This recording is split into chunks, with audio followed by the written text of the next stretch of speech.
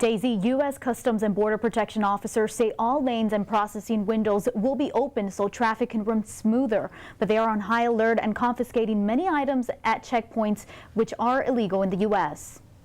Hundreds of thousands of people will be traveling through the Brownsville border just in time for the new year, bringing with them food and holiday decorations. We enforce laws for 26 different federal agencies, so there's a lot of laws that we enforce. Public Affairs Liaison for the Brownsville Port of Entry, Eduardo Perez, says there are several items that you can take across the border. A lot of what they're bringing is seasonal fruits, vegetables, meats. But not so fast on the pork meats. It's illegal to cross those into the U.S., as are citrus fruits. For those who decide not to follow the rules and don't declare food products, it can result up to $10,000 in fines and penalties. And the penalties could be even more costly for commercial vehicles. U.S. Customs Border and Protection officers say if you are traveling come January, the traffic will increase, so you must prepare ahead of time. Perez says visitors should stick to the items that are permitted in the U.S., such as condiments, olive oil, bread, candy, chocolate, and cheese. When they come up for the inspection, to the inspection booth, be ready with their documents, be ready with their declarations so that they can make the process even faster. There is also a new app called Border Wait Time app